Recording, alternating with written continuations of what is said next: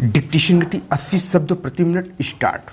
महोदय, हम सभी इस बात के शिकार हो जाते हैं कि अपने दलगत स्वार्थ में आकर गलत काम कर बैठते हैं। कभी भाषा और कभी किसी प्रदेश के स्वार्थ में ऐसे प्रश्न उठते हैं जो हमारे राष्ट्र की एकता को कमज़ोर करते हैं। अभी एक माननीय सदस्य ने यह प्रश्न उठाया और आरोप लगाया कि भारत सरकार कुछ प्रदेशों के साथ इंसाफ नहीं करती।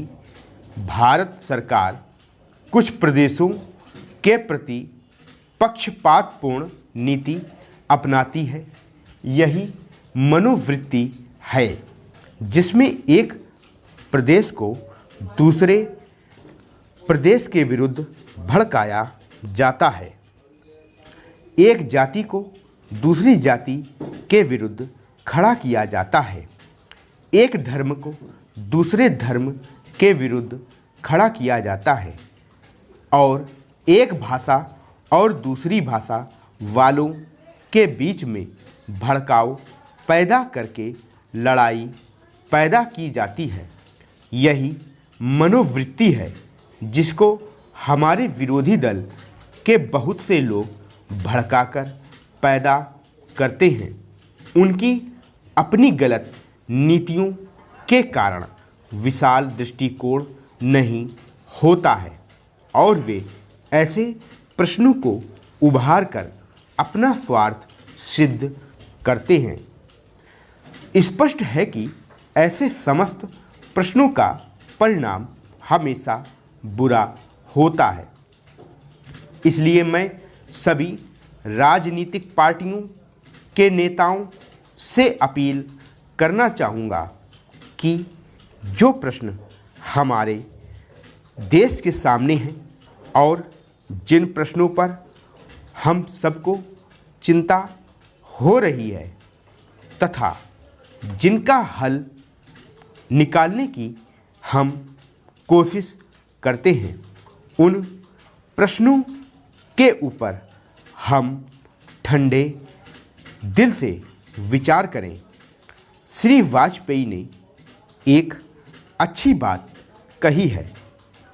उन्होंने कहा कि इन प्रश्नों का हल सड़कों पर नहीं होगा।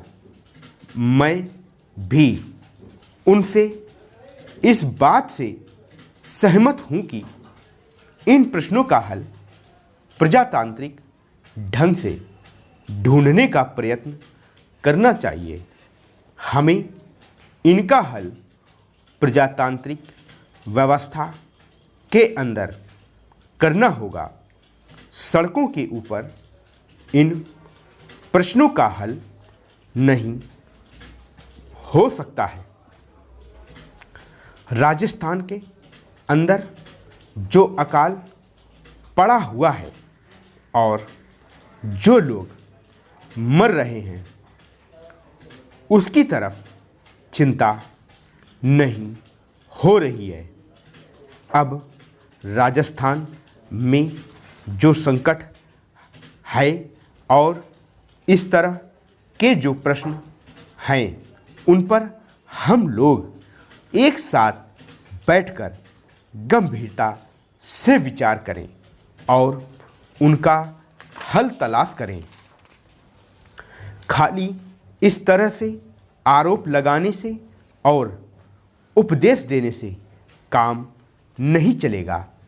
इस देश के अंदर बंगाल में बाढ़ से जनता पीड़ित हो रही थी और उसको अनाज, कपड़ा और जीवन की रोज़मर्रा की आवश्यक सामग्री भेजने की कोशिश हो रही थी। महोदय, उस ज़माने में रेलवे कर्मचारियों को भड़काकर के हड़ताल करना और फलस्वरूप एक ऐसी व्यवस्था पैदा करना जिसके कारण बंगाल की पीड़ित लोगों की सहायता न की जा सके उचित कार्य था, लेकिन यह कार्य मेरे घर के भाइयों ने किया था। मेरा कहना है कि केवल उपदेश से काम नहीं चलता। जब ऐसे प्रश्न आए तो उपदेशात्मक भाषाओं में ही फंसकर न रहा जाए, बल्कि आवश्यकता है कि ऐसे प्रश्नों पर सारे राजनीतिक दल देश हित को ध्यान में रखते हुए संजीदगी से विचार करें और उन सब का हल तलाश करें। आज श्री वाजपेयी ने प्रधानमंत्री पर कुछ आक्षेप किए। वे बड़े गुस्से में थे और इतने क्रोध में थे कि उन्होंने अपने मस्तिष्क का संतुलन खो दिया था। उन्होंने आरोप लगाया कि सरकारी कर्मचारियों के प्रयास से बड़ी बड़ी सभाएं की गईं। मैं वाजपेयी जी का गुस्सा और उनका असंतुलित होना समझ सकता हूं।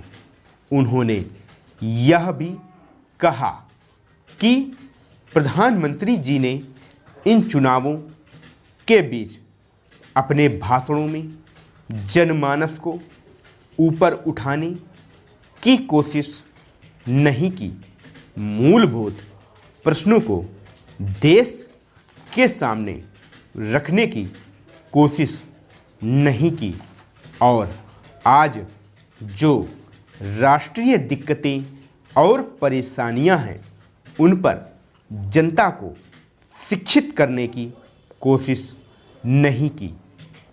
प्रधानमंत्री ने अपने चुनाव भाषणों में देश के अंदर जो शक्तियां राष्ट्रीय एकता को भंग कर रही हैं, धर्म के नाम पर, जाति के नाम पर, भाषा के नाम पर या क्षेत्रीयता के नाम पर संकीर्णता की भावना पैदा कर रही हैं, जनता को उनसे सजग किया। प्रधानमंत्री जी ने इस बात को अनुभव किया था कि उत्तर प्रदेश, बिहार और उत्तर भारत के समस्त हिंदी बोलने वाले इलाकों में जनसंघ संकीर्णता की भावना का प्रचार कर रहा है।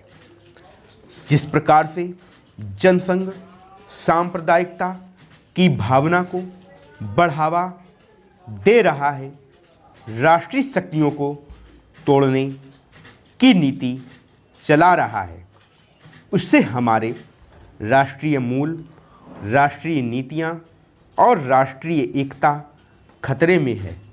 इसीलिए प्रधानमंत्री ने जनसंघ के ऊपर इस बात का प्रहार किया था कि वह सांप्रदायिक शक्ति है और उससे जनता को सावधान हो जाना चाहिए।